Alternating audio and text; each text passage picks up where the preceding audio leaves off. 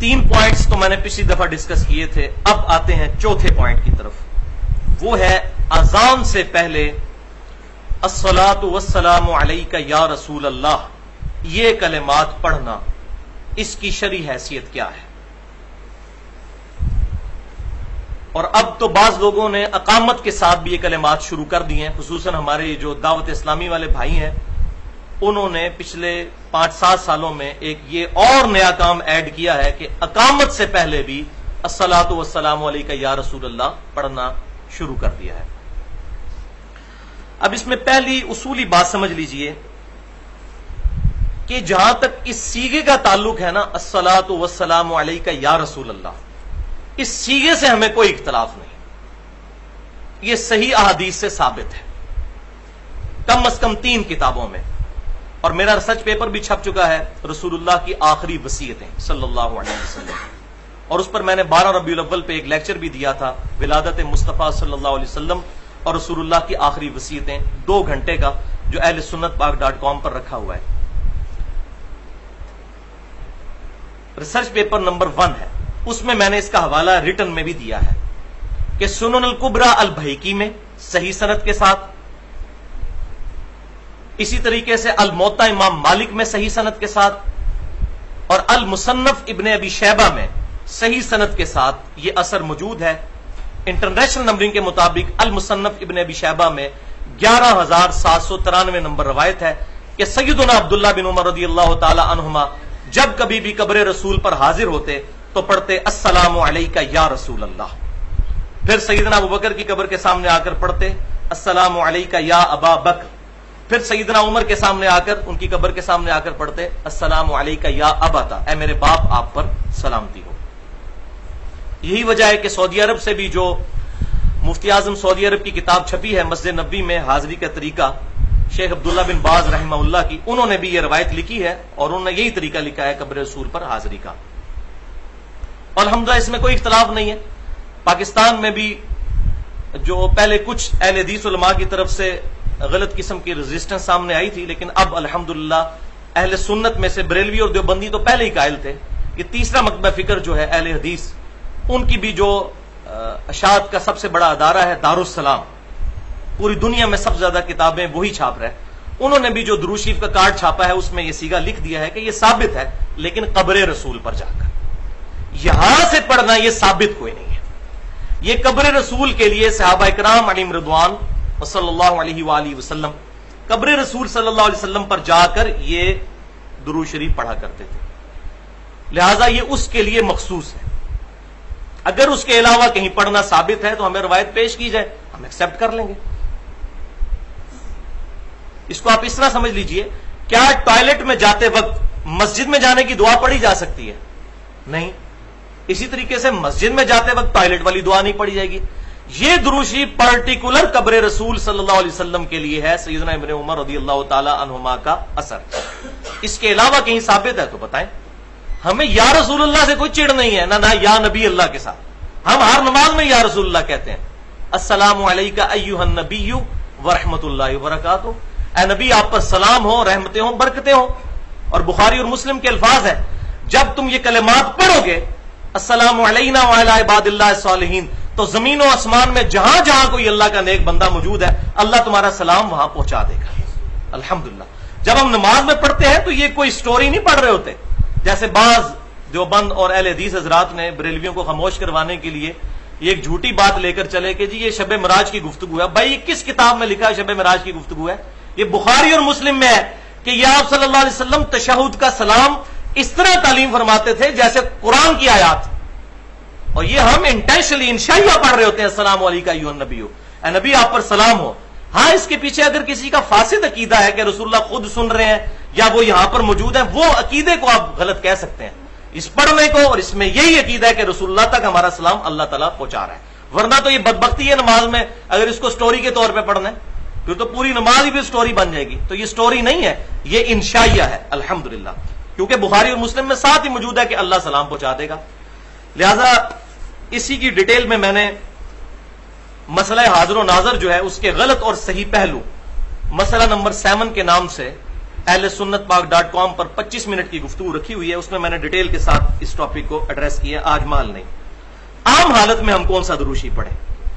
تو بھائیو، صحیح بخاری اور مسلم کی متفق علیہ حدیث ہے کہ جب یہ آیت درود نازل ہوئی، سورۃ الاحزاب کی آیت نمبر 56، بسم اللہ الرحمن الرحیم، ان اللہ وملائکتہ یصلون علی النبی یا ایھا الذین آمنوا صلوا علیہ وسلموا تسلیما اللهم صل علی محمد وعلی آل محمد کما صلیت علی ابراہیم وعلی آل ابراہیم انک حمید مجید اللهم بارک علی محمد وعلی آل محمد کما بارکت علی ابراہیم وعلی آل ابراہیم انک حمید مجید۔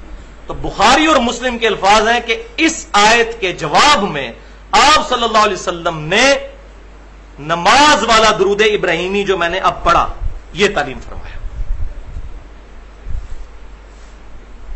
اور حدیث شروع اس سے ہوتی ہے کہ اے اللہ کے رسول صلی اللہ علیہ وسلم، آپ نے ہمیں سلام کا طریقہ تو سکھا دیا ہے، السلام علیکم ایھا النبی ورحمۃ اللہ وبرکاتہ، ہمیں درود شریف بھی ذرا سکھا دیجیے۔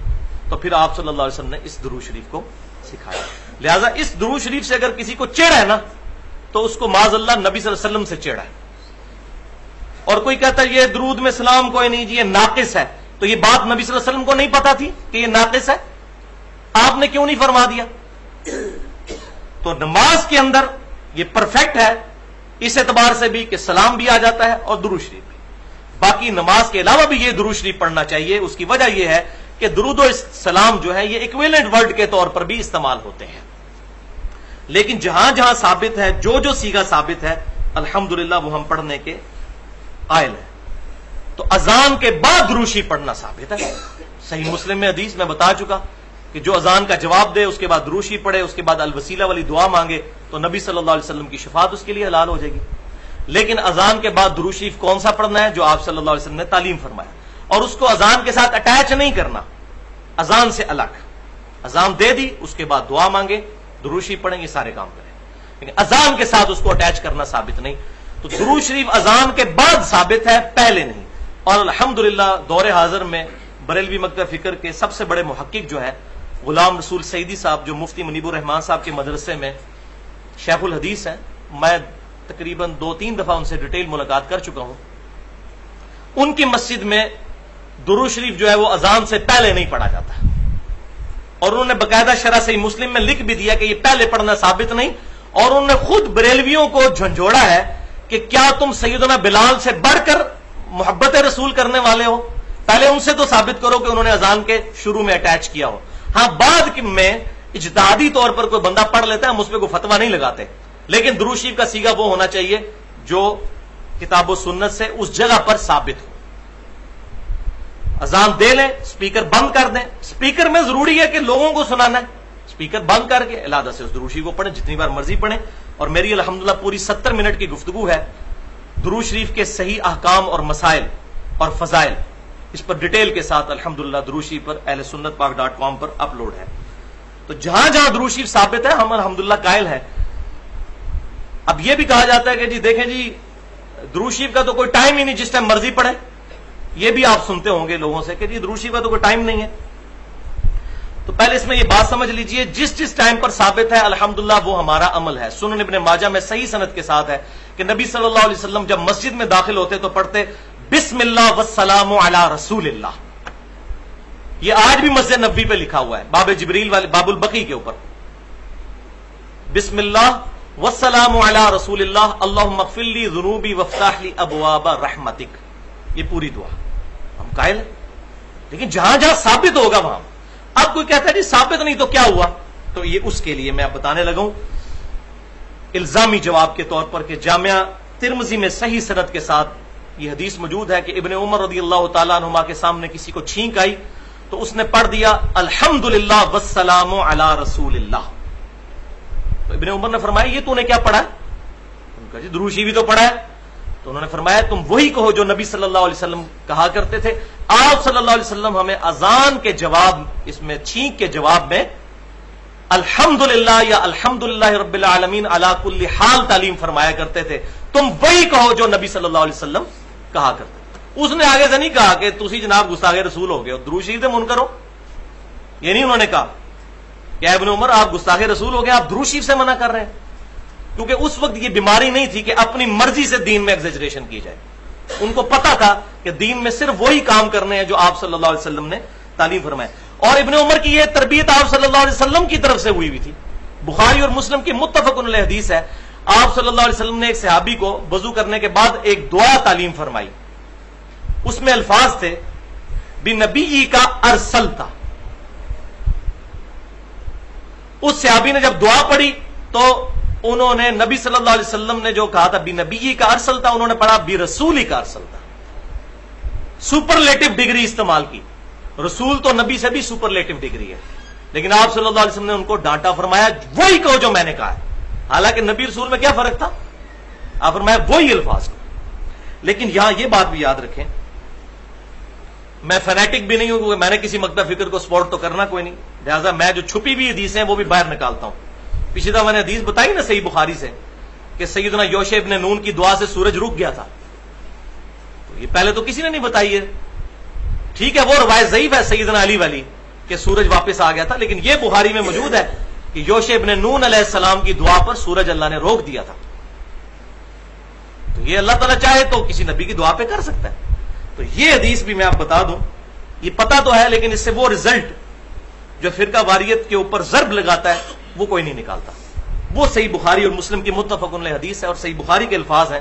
آپ صلی اللہ علیہ وسلم جب نماز پڑھا رہے تھے تو کسی بندے نے آپ صلی اللہ علیہ وسلم کے پیچھے جب نماز پڑھتے ہوئے ربنا لکل حمد, اس کے بعد کہا حمدن کثیرا طیبا مبارکا فیہ. تو نماز پڑھ کے آپ صلی اللہ علیہ وسلم فارغ ہوئے تو آپ صلی اللہ علیہ وسلم نے فرمایا یہ میرے پیچھے کس نے الفاظ پڑھے تھے؟ ایک صحابی نے ڈرتے ڈرتے عرض کی یا رسول اللہ میں نے. تو آپ نے فرمایا میں نے 30 سے زیادہ فرشتوں کو دیکھا ہے کہ وہ اس کا ثواب لکھنے کے لیے لپک رہے تھے اس پر. اب یہاں صحابی نے اپنی مرضی سے ایک عمل کیا اور نبی صلی اللہ علیہ وسلم نے اس پر مہر لگا دی. لہذا جن جن اعمال کو صحابہ نے خود کیا اور حضور صلی اللہ علیہ وسلم نے خود مہر لگا دی وہ اب دین کا حصہ ہی بن جائیں گے. لہذا مطلقاً کسی صحابی کے عمل کو غلط نہیں سمجھتے, معاذ اللہ استغفر اللہ, اپنا ایمان برباد کرنا ہے. تو یہ پینڈولم کی دو ایکسٹریمز ہیں. ایک طرف تو وہ لوگ ہیں کہ جو یہ سمجھتے ہیں کہ آپ صلی اللہ علیہ وسلم کے زمانے میں بھی اگر کوئی بندہ, چند جائے لوگ, کہ وہ کوئی بات ایسی کر دے گا اور آپ صلی اللہ علیہ وسلم کے سامنے یہ بات ہوگی اور آپ صلی اللہ علیہ وسلم اس کو بدعت ہی کنسیڈر کریں گے ہمیشہ. ایسا نہیں ہوگا. کبھی آپ صلی اللہ علیہ وسلم اس سے منع بھی فرما دیں گے.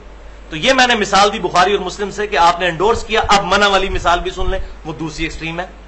سنن ابی داؤد میں اور سنن ابن ماجہ میں صحیح سند کے ساتھ ہے, ایک صحابی نے حضور صلی اللہ علیہ وسلم کو سجدہ کیا. آپ صلی اللہ علیہ وسلم نے ان کو ڈانٹا اور فرمایا یہ کیا کر رہے ہو؟